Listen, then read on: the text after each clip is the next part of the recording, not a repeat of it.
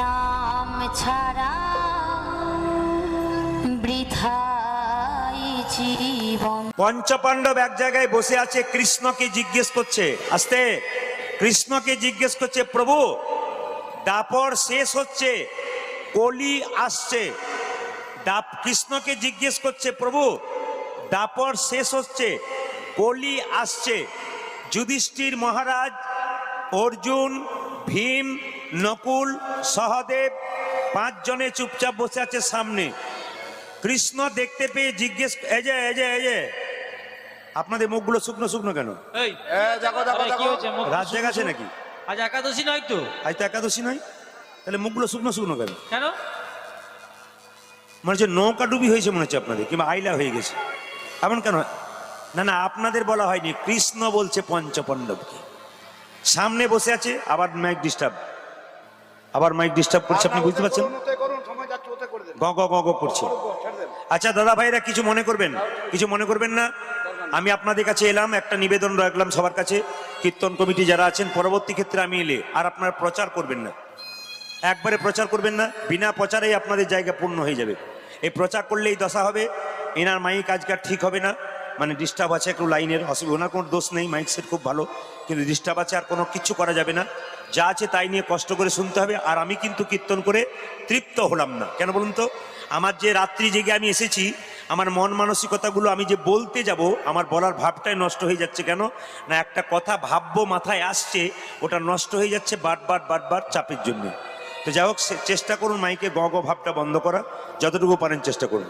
এই যে পঞ্চপাণ্ডব বসে আছে, যুধিষ্ঠির মহারাজ কৃষ্ণকে জিজ্ঞেস করলো, আচ্ছা কৃষ্ণ, আমার একটা কথা জিজ্ঞেস করা আছে। বলে কি? কলিযুগের মানুষ কেমন হবে? আপনারা যারা কীর্তন শুনতে এসছেন তারা তো সব সত্য যুগের মানুষ নাকি? জোরে বলুন হ্যাঁ না। সব তো সত্য যুগের মানুষ। আচ্ছা, সব কলিযুগের মানুষ। তো কৃষ্ণ প্রশ্ন করলো মহাজনদের কথা, বৈষ্ণবদের কথা, ভালো করে শুনবেন। কৃষ্ণ প্রশ্ন করলো, তবে একটা কথা আমি বলি, এই আমার সময়ে ডিস্টার্ব হলো, আপনারা মিলিয়ে দেখবেন প্রদীপ পালের কথাটা। আমি উঠবো, এরপর থেকে যত কীর্তন হবে, কোনো কীর্তনে মাইক ডিস্টার্ব না, একবারে নিবেদন রাখলাম, দেখে নেবেন। এ শুধু এখানে নয়, প্রতি জায়গাতে। আমি উঠলেই গন্ডগোল, আর আমি ছেড়ে গেলেই দেখবেন দিব্যি বলে দারুণ মাইক চলছে, তো কোনো অসুবিধা নেই। এটা হবে আস্তে।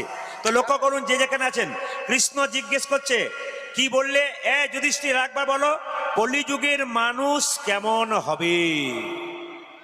সঙ্গে সঙ্গে ভীমকে বলছে কৃষ্ণ, ভীম তুমি গালে হাত দিয়ে বসে আছো, তোমার কিছু বলার আছে? আমার একটা প্রশ্ন আছে, কলিযুগের সাধুরা কেমন হবে? ভালো করে শুনবেন, এই দামি কথা মন দিয়ে শুনে বাড়ি যাবেন। কলিযুগের সাধু কেমন হবে? তৃতীয়,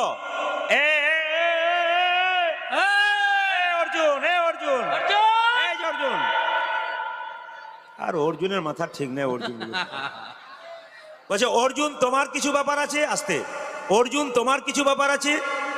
অর্জুন বলল, আমার প্রশ্ন হচ্ছে যে কলিযুগের মা বাবা কেমন হবে, মানে কলিযুগের বাবা মা কেমন হবে, আর ছেলে বড় হয়ে বাবা মায়ের সঙ্গে আচার আচরণ কেমন করবে।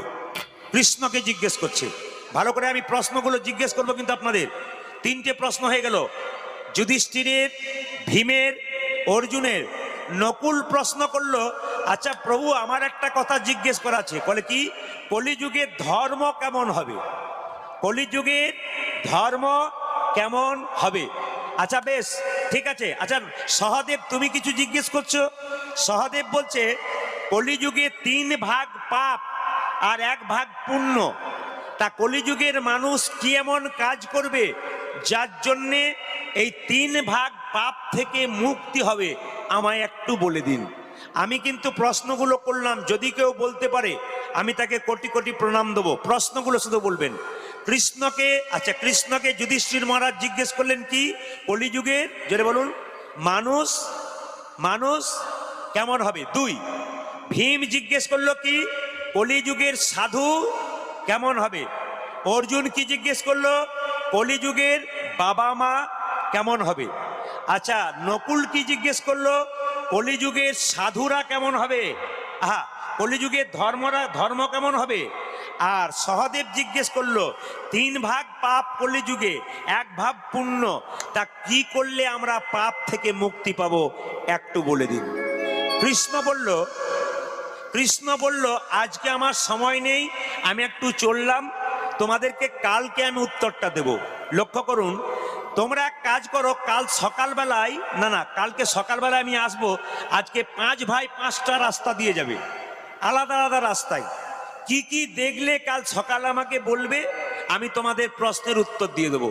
লক্ষ্য করুন, ভীম যাবার আগে প্রথমে গেল যুধিষ্ঠির মহারাজ, আর যেতে যেতে গাইছে কেশব মাধব।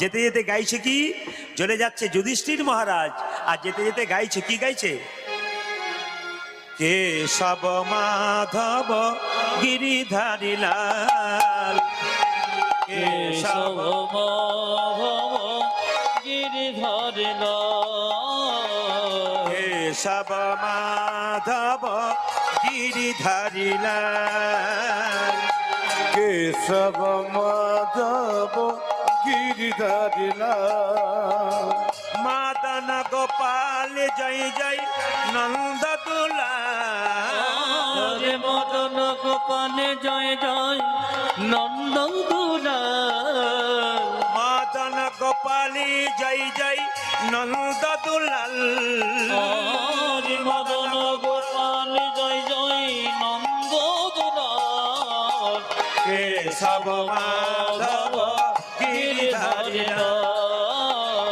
কেশব মাধব গিরিধারী লাল, কেশব মাধব গিরিধারী লাল।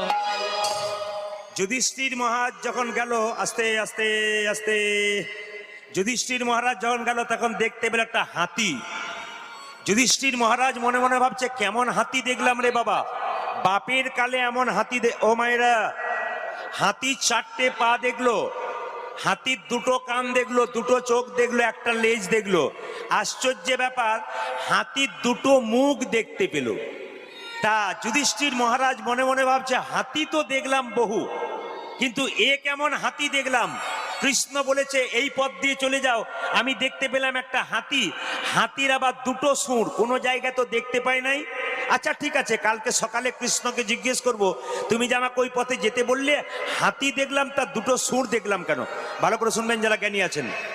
দ্বিতীয় পথ দিয়ে যাচ্ছে কি ভীম, সেও গাইতে গাইতে যাচ্ছে, কেশব মাধব গিরিধারী লাল, কেশব মাধব গিরিধারী লাল, কেশব মাধব গিরিধারী লাল, কেশব মাধব গিরিধারী লাল, মদন গোপাল জয় জয় নন্দ দুলাল, মদন গোপাল জয় জয় নন্দ দুলাল, মদন গোপাল জয় জয় যশোদা দুলাল, মদন গোপাল জয় জয় যশোদা দুলাল, কেশব মাধব গিরিধারী লাল, কেশব মাধব গিরিধারী লাল, কেশব মাধব গিরিধারী লাল। আচ্ছা আচ্ছা আচ্ছা, প্রথমে কি দেখলো যুধিষ্ঠির মহারাজ, একটা হাতি, তার কটা মাথা, জোরে বলুন, কটা মুখ দেখান, কটা মুখ বললাম, সবাইকে দেখাতে হবে, কটা মুখ বললাম, 2টো। আচ্ছা, এইবার ভীম যখন গেল, তখন দেখতে পেল একটা মরা জন্তু নদীতে ভেসে আসছে, কিন্তু সেই জন্তুটা পচে গেছে। সেই জন্তুর উপর একটা পাখি বসে আছে, সেই পাখিটার ডানাতে হরে কৃষ্ণ নাম লেখা, কিন্তু ওই মরা জন্তুটা খুঁড়ে খুঁড়ে খাচ্ছে, ওই পচা জিনিসগুলোকে খুঁড়ে খুঁড়ে খাচ্ছে। ভীম চমকে গেল। আমরা তো জানি যারা নাম লেখা ভক্ত হয় তারা নোংরা খাবার খায় না, কিন্তু এই পাখিটার গোটা ডানাতে কৃষ্ণ নাম লেখা আছে, কিন্তু সে কেন পচা জিনিস খাচ্ছে? আচ্ছা, কৃষ্ণকে জিজ্ঞেস করব। এবার অর্জুন যখন এক পথে গেল, তখন দেখতে পেল একটা গাভী বাচ্চা প্রসব করেছে। ও মায়েরা, একটা গাভী বাছুর প্রসব করেছে, কিন্তু বাছুরটার গাটা চাটতে চাটতে চাটতে চাটতে গোটা বাছুরটার শরীর থেকে রক্ত বেরিয়ে বাছুরটা মায়ের কাছেই মরে গেল। মনে মনে অর্জুন ভাবলো, এ কেমন মা রে বাবা, জন্ম দেওয়ার পর সব গাভীকে দেখি বাছুর চেটে চেটে তার লালগুলোকে, শরীরের লালগুলোকে পরিষ্কার করে দেয়, কিন্তু এ তো চাটতে চাটতে গোটা শরীরের রক্ত বের করে দিল, বাছুরটা তো মরে গেল, এ কেমন মা? আচ্ছা ঠিক আছে, তাহলে যুধিষ্ঠির, আজকে যুধিষ্ঠির মহারাজ হলো, ভীম হলো, অর্জুন হলো, এবারে যাচ্ছে কে? নকুল। তিনি কি দেখলেন? ছটা গর্ত, আস্তে ভালো করে শুনবেন, ছটা গর্ত, 1 নম্বর, 2 নম্বর, 3 নম্বর, 4 নম্বর, 5 নম্বর, 6 নম্বর, 4টে গর্তে জল, 2টো গর্ত ফাঁকা। তা 4টে গর্তে জল, 2টো গর্ত ফাঁকা কেন? কৃষ্ণকে জিজ্ঞেস করব। এবার সহদেব যখন যাচ্ছে, যখন চমকে গেল, একটা বিরাট বড় পাহাড় থেকে 10 কুইন্টাল পাথর গড়গড় গড়গড় করে পড়ছে। মনে হচ্ছে যদি কোনো গাছকে ধাক্কা দেয় ভেঙে দেবে, কোনো বাড়িকে ধাক্কা দেয় ভেঙে দেবে। আশ্চর্যের ব্যাপার, আস্তে আস্তে মাঝ রাস্তাতে একটা ছোট্ট ঘাসের টুকরোতে, কচি ঘাসের টুকরোতে আটকে গেল, চমকে গেল। 10 কুইন্টাল 20 কুইন্টাল পাথর গড়গড়িয়ে পড়লে বাড়ি ভেঙে দেবে, গাছ ভেঙে দেবে, সেই পাথরটা কিনা আস্তে আস্তে মাঝ রাস্তা একটা কচি ঘাসের মাথায় ডগায় লেগে আটকে গেল।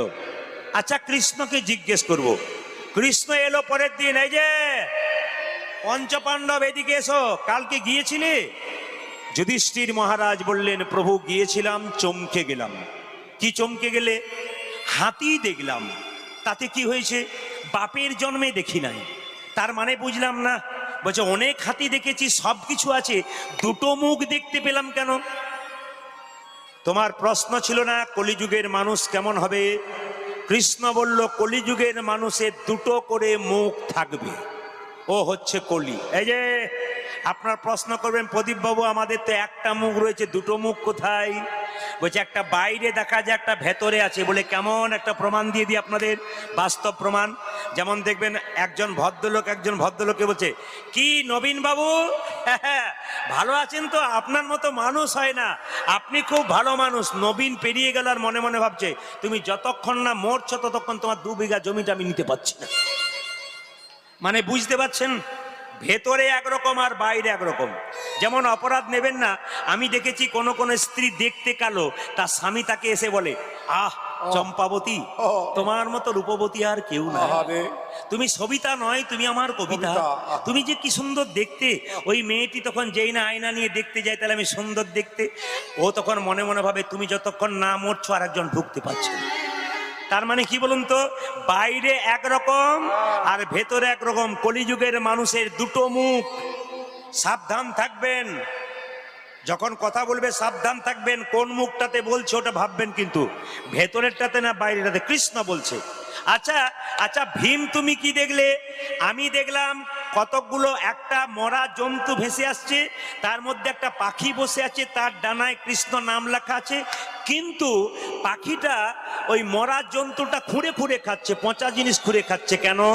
কৃষ্ণ বলল, এই কলিযুগে যত সাধু হবে, হরে কৃষ্ণ, আমার কথা নয়, ভাগবতীয় কথা, কি এই কলিযুগে যত সাধু হবে, বেশিরভাগ সাধু, সবাই নয়, বেশিরভাগ সাধু গেরুয়া বস্ত্র পরবে, শিখা রাখবে, নামাবলী নেবে, তোমার দরজায় নিতাই গৌর হরিবোল বলে ডাক দেবে, খবর নিয়ে দেখবে 10-12টা মার্ডার করেছে, নয় চুরি ডাকাতি করেছে, তারপর সাধু সেজে আপনার দরজায় দাঁড়িয়ে আছে। প্রশ্ন করবেন, প্রদীপ বাবু তাহলে কি কোনো সাধু আমাদের বাড়িতে এলে তাকে প্রণাম করব না? আমি বলবো না, আমি বলবো না। কৃষ্ণ বলল, কোনো সাধু বাড়িতে এলে কি করে এলো ওইদিকে দেখবেন না, তাকে 3 বার প্রণাম করবেন। বলে 1 বার প্রণাম করলে হয়, 3 বার কেন প্রণাম করব? 3 বার প্রণাম করবেন এই জন্যে, সাধুটা যে গেরুয়া বস্ত্র পরেছে, ওই বস্ত্রটা ত্যাগের প্রতীক, সাধু বাবাকে নয়, ওই ত্যাগের প্রতীক গেরুয়া বস্ত্রকে একটা প্রণাম দাও। দ্বিতীয় প্রণাম কেন দেবে? যার দরজায় কোনোদিন হরিবোল ধ্বনি হয়নি, ওই সাধু বাবাটি চুরি করে হোক, ডাকাতি হোক, নিতাই গৌর হরিবোল বলছে, সাধু বাবাকে নয়, ওই হরিবোল ধ্বনিটাকে একটা প্রণাম দাও। তৃতীয় প্রণাম কেন দেবে? আমরা যারা সংসারী মানুষ, 10 দিনের বাইরে বাড়িতে থাকতে পারি না, বাইরে থাকতে পারি না, মন ছটফট করে বাড়ি যাবার জন্যে, ওই সাধুটি চুরি করে হোক, ডাকাতি করে হোক, এতদিন ধরে নিজের ঘর বাড়ি ত্যাগ করেছে, এর জন্যে তাকে একটা প্রণাম দেবে। বলছে তোমার প্রশ্নের উত্তর তুমি পেলে? বলে হ্যাঁ পেলাম। অর্জুন তুমি কি বললে? আমি দেখতে পেলাম প্রভু একটা গাভী তার বাচ্চাকে প্রসব করলো, চাটতে চাটতে গোটা শরীরটা রক্ত বের করে ওকে শেষ করে দিল। বলছে এটাই হচ্ছে কলিযুগের মা বাবা কেমন হবে তুমি বলেছিলে, আর ছেলেরা কেমন ব্যবহার করবে বলেছিলে। শুনে রাখো, কৃষ্ণ বলল কলিযুগের মা বাবা কেমন হবে। এইদিকে তাকাবেন মায়েরা, এখন মা বাবা কেমন হবে আমি বলে দিই। যেমন কলিযুগের মা বাবা, ছেলেগুলো যখনই জন্ম হচ্ছে জ্যান্ত মরা, মানে জীবিত থাকতে মেরে ফেলছে। কেন? এমন পড়াশুনো করতে হবে তোকে, কলমের ডগায় লাখ লাখ টাকা রোজগার করতে হবে। ওই পাশের বাড়ির ছেলেটা ফার্স্ট হয়ে যাচ্ছে, তুই কি করছিস?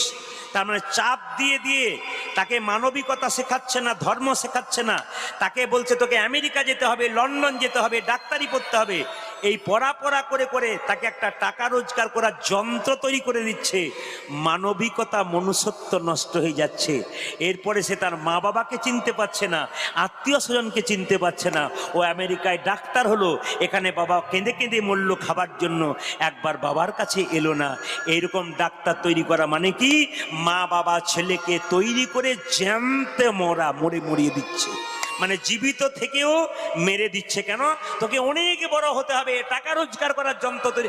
একবারও বলছে না। দেখুন স্কুলে মাস্টার মশাইরা পড়ায়, এবছর বিবেকানন্দ রচনা পড়তে পারে, এবছর ঈশ্বরচন্দ্র বিদ্যাসাগর রচনা পড়তে পারে, মুখস্থ করো, এই সব বলে। কিন্তু মাস্টার মশাই একবারও বলে না বিদ্যাসাগরের চরিত্রটা পড়ো। বিদ্যাসাগর চাকরি ছেড়ে দিয়ে মায়ের অসুখ হয়েছিল বলে দামোদর নদী সাঁতার দিয়ে মায়ের কাছে পৌঁছেছিল। এইরকম বিদ্যাসাগরের চরিত্রটা ধরো। এ কথা কেউ বলে না, খালি বলে মুখস্থ করো, বাস লিখে দেবে, পাস করে যাবে, তুমি একজন শিক্ষক হয়ে যাবে বা কিছু হয়ে যাবে, তোমার টাকা রোজগার করার মেশিন তুমি তৈরি হয়ে যাবে। তার মানে বাচ্চাগুলোকে আমরা তৈরি করছি কেমন? জ্যান্তে মরা করে দিচ্ছি। বিবেক বিবেচনা সব, যার বিবেক শেষ, যার মনুষ্যত্ব শেষ, যে মানুষ চেনে না, যে মা চেনে না, যে বাবা চেনে না, যে আত্মীয় চেনে না, যে বৈষ্ণব চেনে না, যে গুরু চেনে না, এ তো জ্যান্ত থেকেও মরা বলা যেতে পারে। এইবার বলল নকুল তোমার কি প্রশ্ন উত্তর ছিল? নকুল বলল আমার প্রশ্ন ছিল যে কলিযুগের ধর্ম কেমন হবে। তুমি কি দেখলে? 4টে গর্তে জল দেখলাম, 2টো গর্ত ফাঁকা দেখলাম, কিছু মনে করবেন না। কৃষ্ণ বলল কলিযুগে যত কিছু হবে ধর্মীয় আচরণ সব কিছু ভরম বেশি হবে, কিন্তু ভেতরে আসল কাজটা হবে না। বলুন তো মায়েরা, আপনাদের এখানে দুর্গা পুজো হয়, আপনারা প্যান্ডেল দেখতে যান না দুর্গা দেখতে যান? জোরে বলুন, কি দেখতে যান বলুন? প্যান্ডেল। এখন প্যান্ডেল দেখতে যান না, লাইটের রোশনাই দেখতে যান না, দুর্গা দেখতে যান। সব তো প্যান্ডেল দেখতে যান, দুর্গা দেখতে কেউ যায় না, সব প্যান্ডেল দেখতে যায়। কেন বলুন তো? মা দুর্গা 4 দিনের জন্য বাড়ি এলো, সবাই মিলে আনন্দ করলাম। মা যখন বিদায় নেবে তখন একটু চোখের জল ফেলা দরকার। আমাদের ছেলেরা এমন ডিজে বাজালো, মা কৈলাস পর্বতে গিয়ে স্বামীকে বলছে স্বামী এবছর তো গেলাম, পরের বছর যাবার আর চান্স নাই। বলে কেন? যা ডিজে বাজাচ্ছে হাটের দোষ হয়ে যাবে। বাবা ভোলা বলল চিন্তা নাই, এবার প্যান্ডেল খুব জোরালো হবে, তুমি ভেতরে থাকবে, সবাই প্যান্ডেল দেখে চলে আসবে, তোমাকে দেখার দরকার হবে না। এই জন্য কলিযুগে ভরম বেশি হবে, কিন্তু আসল ধর্মটা হবে না। একটা প্রমাণ দিয়ে দিই আপনাদের, একটা প্রমাণ দিয়ে দিই, দেখবেন কিছু মনে করবেন না। আপনাদের এখানে বিয়ে হয়তো না, বিয়ে তো হয়েছে সবার, বিয়ে হয়তো, তো বিয়েতে এটা হয় কিনা দেখুন তো। বিয়ে হচ্ছে, এদিকে বিয়ে হচ্ছে, মালা বদল হয় না? জোরে বলুন। যে সময়টা মালা বদলের সময়, ওই সময় দেখবেন মেয়েটা ছেলেটার দিকে তাকায়, ছেলেটা মেয়ের দিকে তাকায়, তখন একটা সন্ধিক্ষণ, প্রেমের সন্ধিক্ষণ, ভালোবাসার সন্ধিক্ষণ, মিলনের সন্ধিক্ষণ। কিন্তু যখনই দেখবেন মেয়েটি ছেলেটির গলায় মালা পরাতে যাবে, তখন পেছন থেকে একজন ক্যামেরাম্যান কি বলে, এই দিকে তাকায়, এইদিকে এইদিকে। আচ্ছা বলুন তো শুভ দৃষ্টিটা কার দিকে হলো? জোরে বলুন। হা না, কার দিকে হলো? ক্যামেরাম্যানের দিকে হলো। আসল জিনিসটা রইল কি?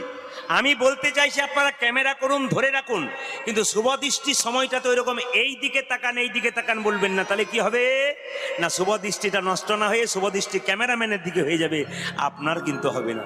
এই জন্য কলিযুগে যা হবে সব ভরম হচ্ছে, আসল জায়গাটা কিন্তু ফাঁকা রয়ে যাচ্ছে বাবা। এইবার প্রশ্ন করলো সহদেব, প্রভু আমি দেখলাম একটা পাহাড় থেকে বিরাট বড় পাথর গড়গড়িয়ে পড়ছে, মনে হচ্ছে দালান ভেঙে দেবে, গাছ ভেঙে দেবে, কিন্তু চমকে গেলাম, একটা ঘাসের ডগা এসে আটকে গেল। কেন? তুমি প্রশ্ন করেছিলে কলিযুগে 3 ভাগ পাপ 1 ভাগ পুণ্য। মানুষ পাপ করলে কি করলে পুণ্য হবে এই কলিযুগে? বলছে ওই কচি ঘাস মানে হচ্ছে হরিনাম, আর ওই পাহাড়টা হচ্ছে বিরাট পাপের সমান। আমাদের পাপের সমান পাহাড়, মুক্তি পাবেন খাইতে শুইতে যথাতথা যদি একবার হরিনাম নামক কচি ঘাসের আশ্রয় নিতে নিতাই পারেন, গৌর হরি তবে হরি আপনাদের বল। পাপ থেকে মুক্তি হবে। কি সুন্দর কৃষ্ণ যুক্তি দিলেন। তাই আসুন আজকে সবাই মিলে, এত ভক্ত যখন হয়েছেন, 10-5 সবে মিলে দাঁড়িতে বসিয়া কীর্তন করহ সবে হাতে তালি দিয়া। সবাই মিলে হাতে তালি দিয়ে চৈতন্য চৈতামিতে মহাপ্রভুর কথা সুন্দরভাবে বর্ণনা আছে, আপনার হাত তালি দিয়ে কীর্তন করুন। হরি হরয়ে নম কৃষ্ণ নম কৃষ্ণ। যারা উপরে আছেন, যারা নিচে আছেন, যারা রোদে আছেন, তা সবাই হাত তালিটা অন্তত দেবেন। কেন বলুন তো? মহাপ্রভু বলেছেন যে তালি দেয় আর যে গায়, গাওয়া যেমন তালি দেওয়াও তেমন। সবাই তার গাইতে পারে না, মহাপ্রভু বলল তালি দিলে একই লাভ হয়। তাহলে যার হাত আছে তিনি তালি দেবেন, যার নাই তার দেবার দরকার নাই। হাতকে উঠিয়ে একসঙ্গে আজকের এই হরিবাসরকে দেখিয়ে দিন মহাপ্রভুকে যে আমরা তোমার হাজিরা দিয়েছি। আজকে যারা যারা হাজিরা দিচ্ছেন ভগবানকে, তারা সবাই হাত তুলুন। হরি হরয়ে নম কৃষ্ণ যাদবায় নম, হরি হরয়ে নম কৃষ্ণ যাদবায় নম। হরয়ে নম কৃষ্ণ যাদবায় নম, অজে ঘটে ঘটয় নম কৃষ্ণ যাদবায় নম। ওজে যাদবায় মাধবায় কেশবায় নম, যাদবায় মাধবায় কেশবায় নম। ওজে যাদবায় মাধবায় কেশবায় নম, যাদবায় মাধবায় কেশবায় নম। গোপাল গোবিন্দ রাম শ্রী মধুসূদন, ও যে গোপাল গোবিন্দ নামে শ্রী মধুসূদন। গোপাল গোবিন্দ রাম শ্রী মধুসূদন। ওই গোপালে গোবিন্দ নাম শ্রী মধুসূদন। কমিটির ভাইদেরকে বলবে 2-4 বোতল জল আনা করান, যা গরম পড়েছে তাতে গলা থেকে আর কথা বেরোবে বলে মনে হচ্ছে না। হাত তুলে গোপাল গোবিন্দ রাম শ্রী মধুসূদন, আমার গোপালে গোবিন্দ রাম শ্রী মধুসূদন। গিরিধারী গোপীনাথী মদন মোহন, ও যে গিরিধারী গোপীনাথ মদন মোহন। ওজে গিরিধারী গোপীনাথী মদন মোহন। ও সে গিরিধারী গোপীনাথ মদন মোহন। মোবাইল নিয়ে ছবি না তুলে হাত তালি দিন, আপনাদের লাভ আছে। সবাই মিলে একসঙ্গে ওঠান, হাত ওঠান, একসঙ্গে একসঙ্গে একসঙ্গে তালি হবে, সুন্দর তালি, এবং এত সুন্দর তালি হবে হরিবাসর কেবল মাতিয়ে তুলবে একসঙ্গে।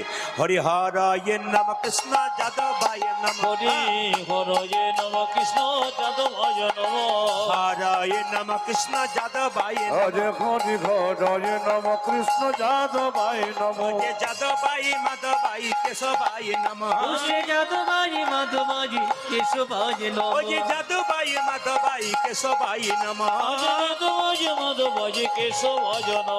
গোপাল গোবিন্দ রাম শ্রী মধুসূদন, ও যে গোপাল গোবিন্দ নামে শ্রী মধুসূদন। গোপাল গোবিন্দ রাম শ্রী মধুসূদন। ওরে গোপাল গোবিন্দ নাম শ্রী মধুসূদন। অনেক চ্যানেল এসছে, আমার মা মনসা চ্যানেল এসছে, ও কিন্তু ঘোরাচ্ছে। যদি কেউ হাততালি দেন 10 দিন পরে গানটা বেরোবে, আপনাদের হাততালি আপনি দেখতে পাবেন। আর যদি কেউ না দেয়, তোমার দিদি তুমি দিয়েছো আমি দিই নাই গো, আমার হাত ওঠে নাই, এটা যেন বলতে না হয়, সবাই মিলে হাতটা তুলুন। ওর ক্যামেরা ঘুরছে দেখুন, ও ঘোরাচ্ছে চারিদিকে, আপনাদের হাত কিন্তু সবার দেখতে পাবে, সব ক্যামেরাম্যানরাই ঘোরাচ্ছে কিন্তু দেখবেন, সবাই দেখতে পাবে। হাত তুলুন একসঙ্গে। হরি হরয়ে নম কৃষ্ণ যাদবায় নম, হরে হরয়ে নম কৃষ্ণ যাদবায় নম। হরয়ে নম কৃষ্ণ যাদবায়, অজে ঘটে ঘটয় নম কৃষ্ণ যাদবায় নম। যাদবায় মাধবায় যাদবায় নম।